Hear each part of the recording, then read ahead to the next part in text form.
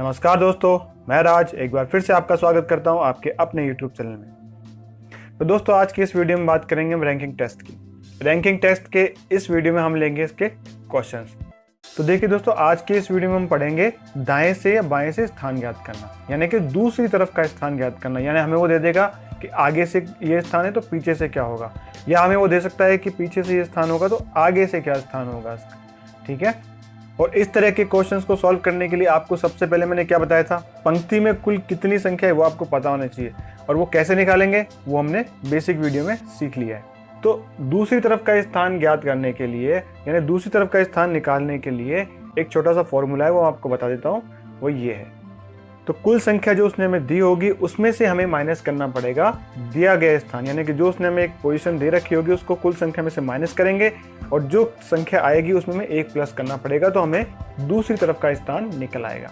ठीक है, तो चलिए पहला क्वेश्चन लेते हैं। तो पहले क्वेश्चन में कह रहा है कि 49 छात्रों की एक कक्षा में ज्योति का स्थान आगे से 16 है, तो पीछे से उसका स्थान क्या होगा। ये इसके ऑप्शन है।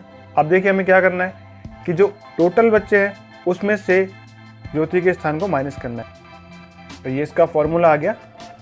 अब जो टोटल बच्चे हैं हमारे पास 49, उसमें से ज्योति का स्थान है 16, इन दोनों को माइनस करना है, यानी कि इनका डिफरेंस लेना है। तो दोनों का जब आप डिफरेंस लोगे तो आपका आ जाएगा 33।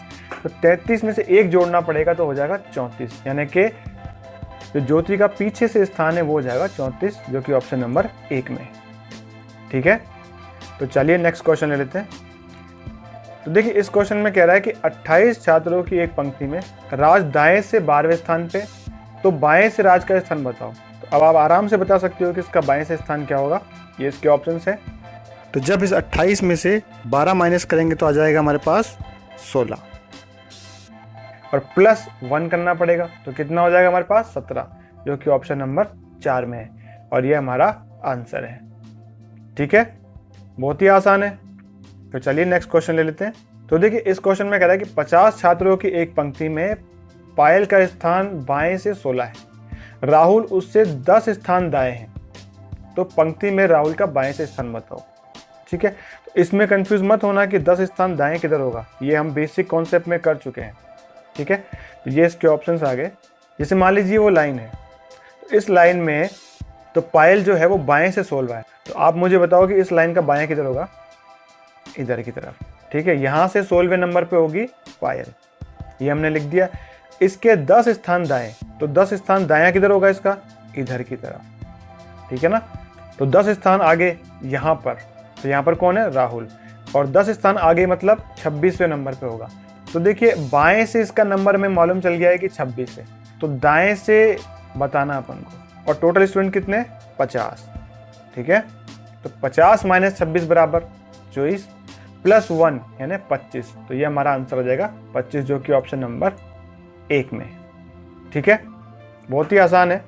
इसी तरीके से आपको क्वेश्चन सॉल्व करना है। तो चलिए नेक्स्ट क्वेश्चन ले लेते हैं। तो देखिए इस क्वेश्चन में कह रहा है कि एक पंक्ति में प्रेमा दाएं से 13वें नंबर पे तथा कोमल प्रेमा के दाएं 4 स्थान पे है। इस पंक्ति में 22 लड़कियां हैं, तो बताओ कोमल का बाएं से स्थान कौन सा है।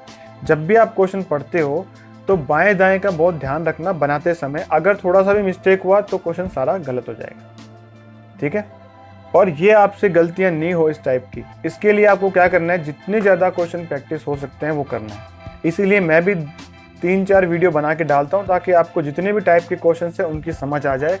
उन वीडियोज़ को कम से कम आपको एक बार जरूर देखना है और समझना है उनको। ठीक है, तो चलिए इस क्वेश्चन को सॉल्व कर लेते हैं।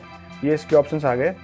जैसे मान लो ये वो पंक्ति है और यहाँ से दाएं से, तो आप बताओ इसका दायां किधर होगा, तो दायां होगा इधर की तरफ। अब यहाँ से 13वें स्थान पे कौन है, प्रेमा। ठीक है, ये 13वें स्थान पे। अब कोमल प्रेमा के दाएं, यानी जो प्रेमा है इसका दायां किधर होगा, इधर की तरफ। बिल्कुल सही।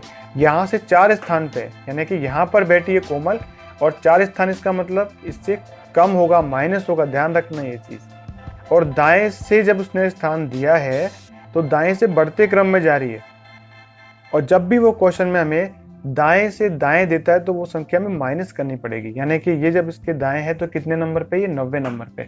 इसका मतलब ये है कि जब ये 9 है तो 10, 11, 12 और ये 13 ऐसे बैठी है।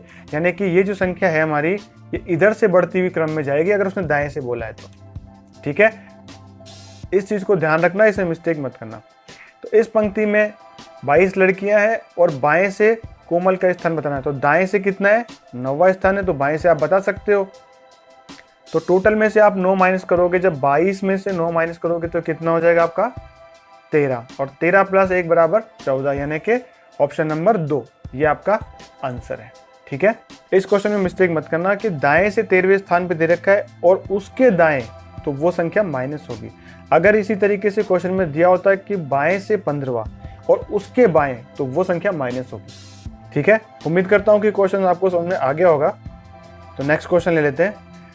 तो देखिए, इस क्वेश्चन में कह रहा है कि किसी कक्षा में राजेश का स्थान ऊपर से 7वां है।